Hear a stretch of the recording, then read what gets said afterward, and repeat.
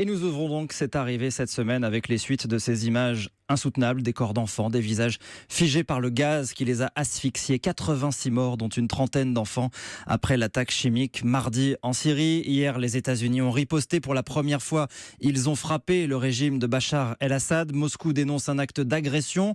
Bonjour François Hesbourg. Bonjour. Vous êtes conseiller spécial à la Fondation pour la recherche stratégique. C'est un jeu très compliqué qui se joue en ce moment sur cette question syrienne. On va essayer de décrypter avec vous les enjeux.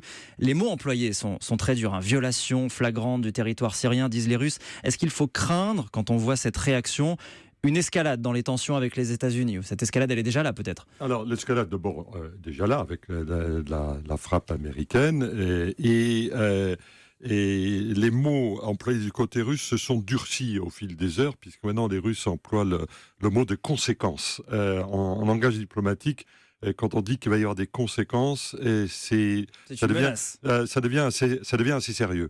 Et cela étant dit, et je pense que le président Poutine fait surtout des moulinets, et sa puissance dans la région reste quand même limitée par rapport à celle que peuvent mobiliser les Américains.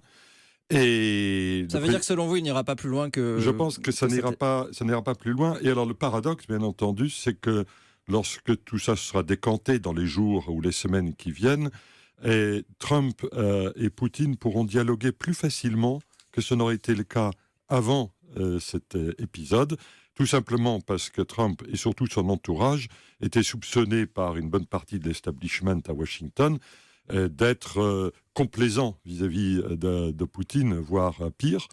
Et là, bien entendu, le soupçon de complaisance est dissipé en ce qui concerne Trump.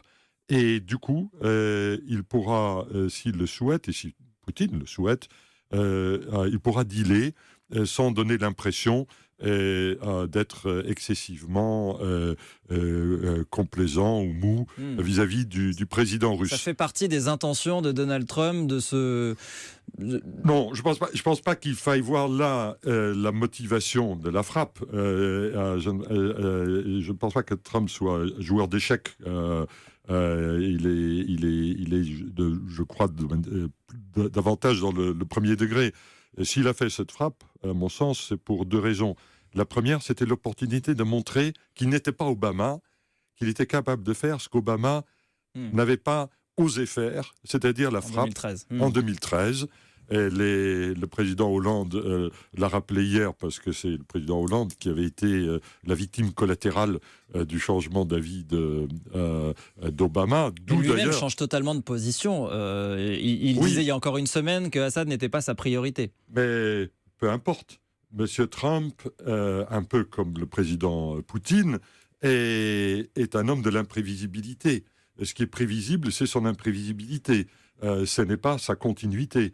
Et je crois que personne ne s'attendait à ce que Trump soit un homme qui allait avoir des principes et une stratégie clairement alignés. Ce n'est pas l'impression qu'il donnait pendant la campagne. Il ne la donne toujours pas. Et il la donne toujours pas. Il le fait aussi à un moment où il est en Floride avec à ses côtés le président chinois. Alors vous avez tout à fait raison. Je pense. Il faut y voir aussi un message. Il y a un message extrêmement clair. Quelques jours avant l'attaque chimique des Syriens contre leurs propres civils, et le président Trump avait dit aux Chinois, et publiquement, et si vous n'êtes pas capable de vous occuper de la Corée du Nord, c'est nous qui allons le faire. Et la Corée du Nord est en train de tester les armes. C'est-à-dire qu'il veut montrer ses muscles pour montrer qu'il réagira aussi de cette façon-là sur d'autres dossiers si nécessaire. Et le timing de la frappe américaine en Syrie correspond à la présence aux États-Unis du président chinois. Et c'est cet aspect-là qui me fait le plus peur. Parce que la Chine, c'est quand même l'autre superpuissance de la planète. Et ça veut dire que ce n'est pas seulement la Syrie qui se joue ici, ça peut être un conflit qui s'étend. La Syrie est une petite chose. La Russie est certes un très grand pays avec des armes nucléaires et ainsi de suite, mais le PIB de la Russie, c'est quand même celui de l'Espagne, et son budget militaire est celui du Royaume-Uni. La Chine, c'est autre chose. La Chine, c'est 5 fois le PIB de la Russie, c'est 3 fois les dépenses militaires de la Russie, Et les Chinois n'aiment pas beaucoup, et c'est un cliché que de le dire, mais les Chinois n'aiment pas perdre la face. Il se trouve que le cliché est tout à fait exact. Et je pense que le président chinois aura tiré ses propres conclusions de ce qui vient de se passer et qu'il le fera payer dans la durée très cher. Alors si on revient à la Syrie, on voit que beaucoup de dirigeants du monde commencent à lâcher Bachar el-Assad. Est-ce que Poutine soutiendra Bachar el-Assad jusqu'au bout ? Oui, bien sûr. Bachar continue de gagner sur le terrain et les actifs russes en Syrie méritent d'être protégés du point de vue des intérêts de la Russie.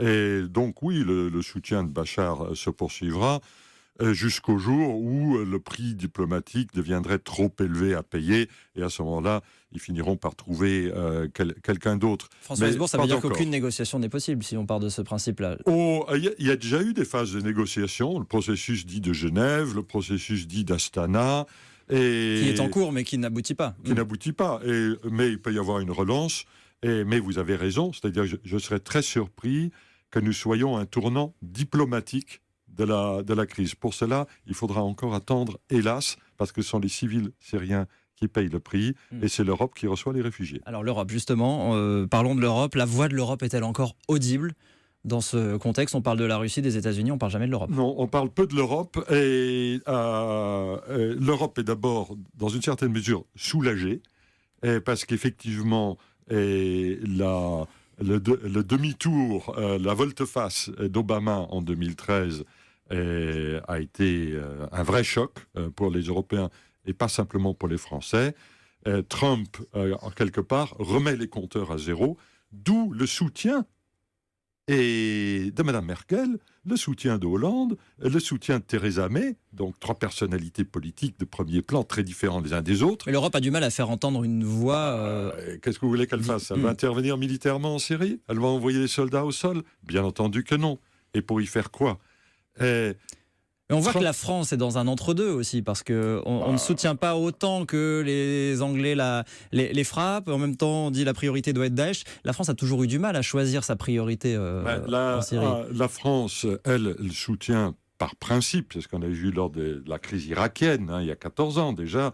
La France soutient toujours le passage par les Nations Unies, par le Conseil de sécurité. C'est une constante de notre politique. Alors, est-ce qu'elle est efficace? Et la vérité impose de dire que non, ce n'est pas efficace.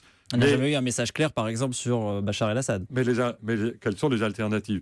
Par contre, ce que fait Trump, et qui arrange quelque part aussi les Européens, c'est que Trump montre qu'on peut taper sur Daesh tout en tapant sur Bachar, et que les deux choses ne sont pas mutuellement exclusives. Et ça, au fond, c'est une leçon de choses dont je pense que les Français vont aussi quelque part faire leur miel, parce que la France a été de tous les États européens celui qui a été le plus anti-Bachar, mais je pense qu'on va continuer à l'être. Merci beaucoup François Hesbourg d'être venu en direct ce matin dans les studios d'Europe 1. Je rappelle que vous êtes conseiller spécial à la Fondation pour la recherche stratégique, et je signale le titre de votre livre, Comment perdre la guerre contre le terrorisme, aux éditions Stock. Merci beaucoup.